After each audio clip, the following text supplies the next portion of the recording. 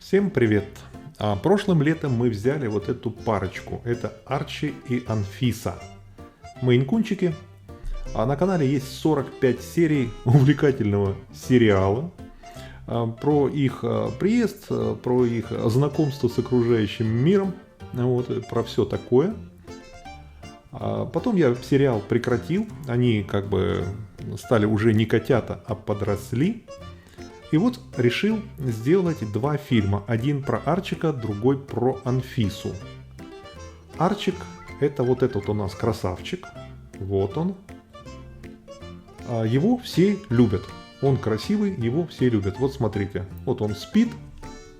Вот. А сестрица Аленушка, его Анфиса, занимается тем, что его изучает.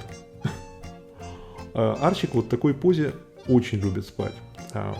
А вот это он лежит, и котик Вилли тоже его и полизать может, и, в общем-то, проявляет такие почти отцовские чувства. Вот. Главное достоинство Арчика — это вот эти его штанишки. Он вообще такой мальчик очень симпатичный, спортивный, вот, очень энергичный, охотник.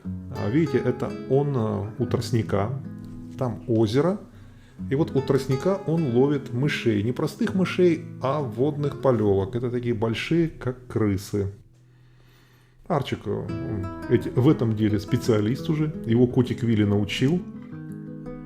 Вот вы на канале уже наверняка видели. На канале Аксель Франк на ютубе вы могли видеть уже несколько роликов про его охотничьи подвиги.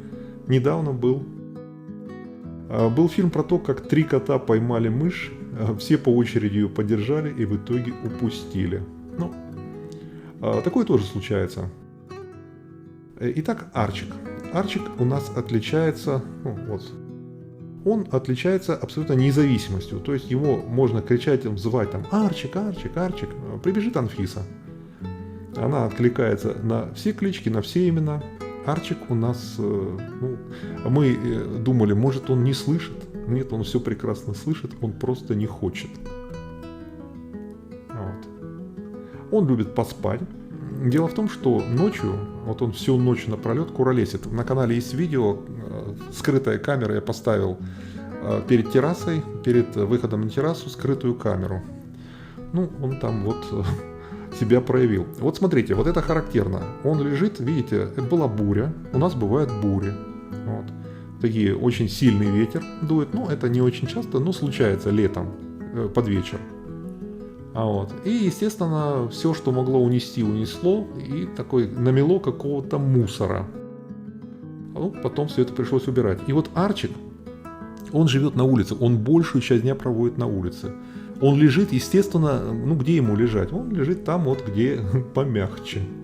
Вот так, вывалятся хорошенько. Вот смотрите, я сейчас хвост покажу. На хвосте у него уже целый гербарий. Он собирает гербарий. Вот он, прекрасно. А все это, естественно, потом он тащит домой. У нас 2 робота-пылесоса усиленно работают. Ну вот Арчик, смотрите, он сидит, спит под кормушкой. Там кормушка для маленьких птичек. И он на дежурстве, при этом зевает. Это я к чему? На другом канале вопрос был. Вот у вас коты нечесанные, неухоженные. Вот, как будто на помойке нашли. Ну, девушка такая вежливая была, вот на помойке нашли. Дело в том, что коты живут счастливой котовской жизнью. Они живут на улице, вот так вот лежат, вот так. Ловят мышей, шляются по всяким зарослям. Поэтому коты длинношерстые, да, склонные к колтунам. Мы занимаемся, мы убираем колтуны, мы иногда расчесываем. То есть содержать кота вот при таком образе жизни в каком-то виде выставочном абсолютно невозможно. И вот какой кот более счастливый? Тот, который вот весь расчесанный, начесанный, вот сидит на подушке идеально чистый, или тот, который вот так шляется, приходит после охоты, после всяких вот приключений? Вот это большой вопрос, какой из 2 котов счастливее? А мы, как в Болгарии говорят, держим на котовское счастье, чтобы они были довольны. А нам, что у него на хвосте есть какой-то мусор, что нет, они все равно свои любимые, и отношение к ним от этого не меняется. Так что мы их не мучаем особо расчесываниями. Тем более, что это зачастую невозможно. Вот смотрите. Вот Арчик спит. Вот так вот. Анфиса подошла, говорит, давай-ка я его изучу. Какой он интересный. А вот, кстати, нюхает лапы ему. Вообще везде нюхает. Вот так вот. Ну, полное безобразие. Арчик, он ножкой подрагивает. Даже не проснулся. Анфиса, она вообще такая бесцеремонная. Подошла, говорит, да, говорит, интересно. А вот. Арчик так спит везде. Он дома, в том числе вот на диване или где-то на полу, он тоже принимает самые такие какие-то позы, просто что-то невероятное. А вот это, я выбрал этот куст, вот, красная смородина, видите, уже плодоносит. Очень вкусные ягодки. Ирина варенье собирается сделать, пару банок. Это у нас Австрия, Каринтия, озеро Асяхерзея. А лето, водные виды спорта. Ну, в общем, про это отдельный разговор. Вот смотрите, это на террасе.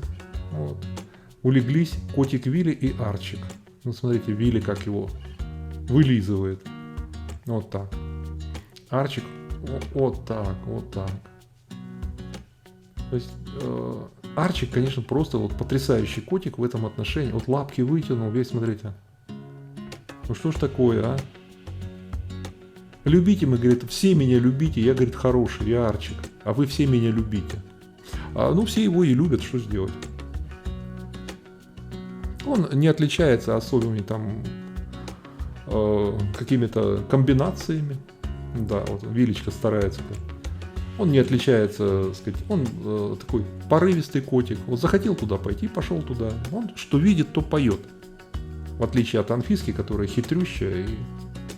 Про Анфису будет следующий ролик.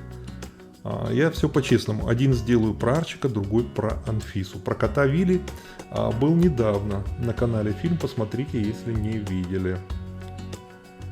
Кстати, подпишитесь на канал, кто не подписан. И обязательно включите уведомления. Потому что я регулярно получаю вопросы в комментариях. И по вопросу видно, что человек пропустил. Там 1-2 ролика ключевых пропустил. А явно интересуется, в общем-то, хочет знать, как и что происходило, ну, в случае лебедей, например. Ну, просто, чтобы не пропускать, подпишитесь, включите уведомления, будете в курсе. И цельно, то есть я стараюсь сделать это как сериал, как продолжительный сериал. Поэтому, выпуская какую-то серию, вы теряете где-то нить событий, у вас что-то уже начинает не связываться.